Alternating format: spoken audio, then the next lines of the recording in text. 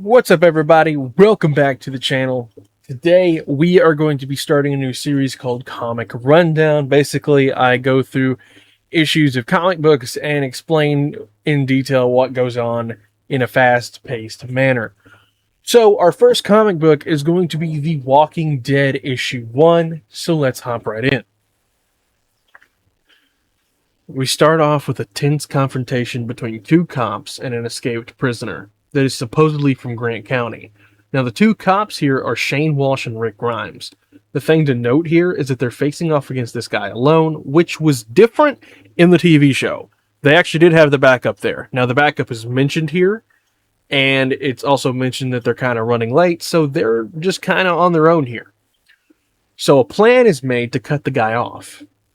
The two split up, but Shane loses his gun, and Rick is now out in the open. The guy then just shoots Rick.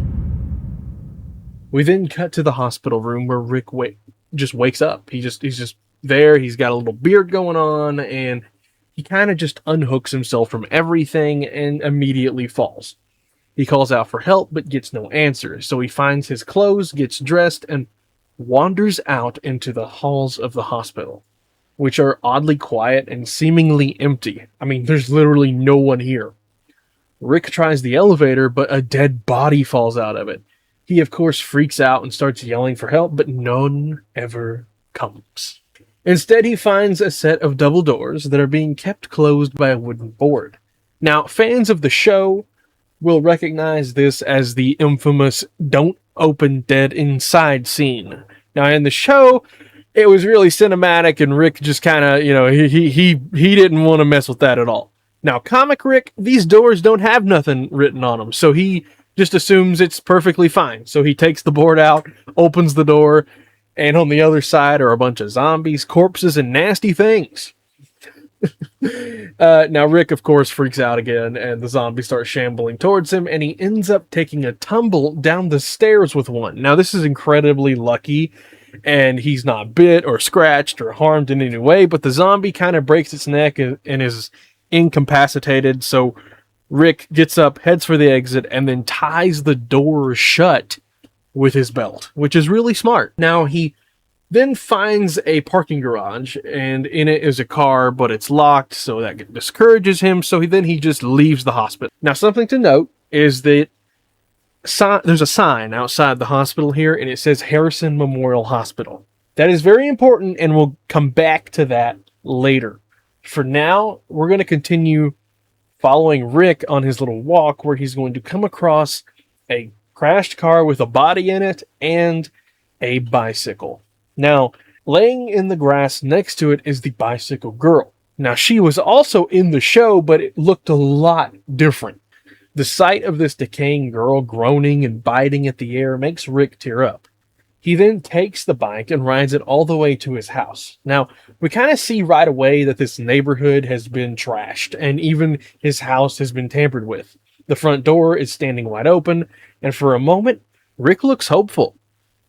But ultimately, he doesn't find anything or anyone. Now, again, this was different in the show, whereas he went through it, we kind of got to see all that, but here, he just kind of leaves the house and is super depressed, but then something seems to catch his eye.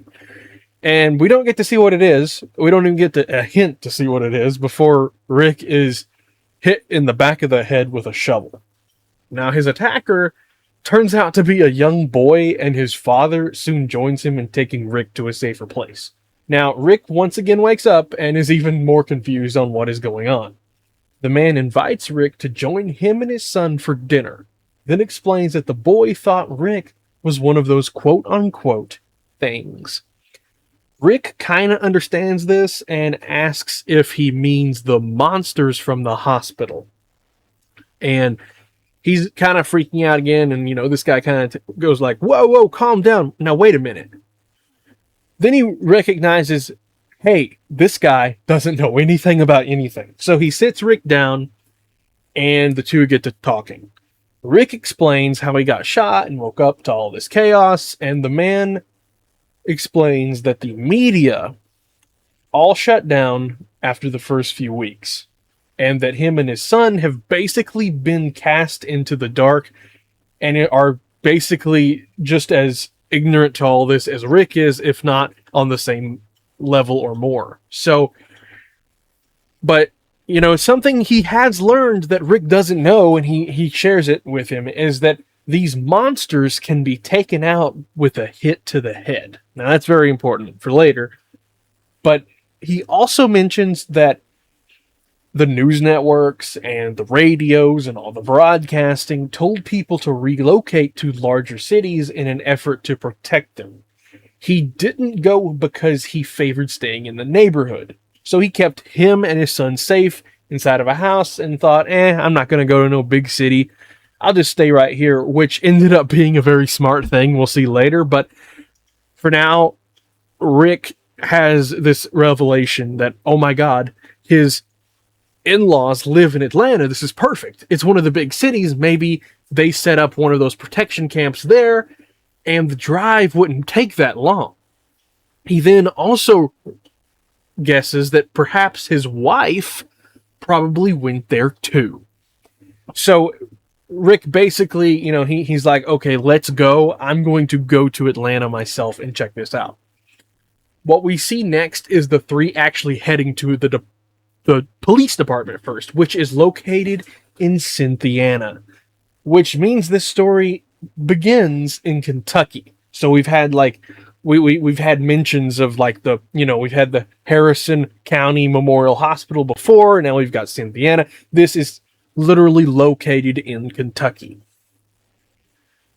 Moving on from that, the two men walk and talk. So that as they're going into this police department, we learn that this guy's name is Morgan Jones and his son's name is Dwayne. Next, we basically see the three gearing up, with Rick putting on his cop uniform and giving Morgan some guns and a car. Then they're jump scared by a zombie throwing itself against the fence. Now, in the show, this was another cop who turned out to be a zombie, and Rick put him down. However, in the comics, Morgan suggests that shooting this zombie is not such a great idea, and that Rick may need that bullet later. They then part ways, with Morgan and Dwayne heading home, and Rick heading back through the city streets. The last thing we see is Rick pulling over and shooting the bicycle girl in the head. He then sheds one last tear for her, and then drives off towards Georgia.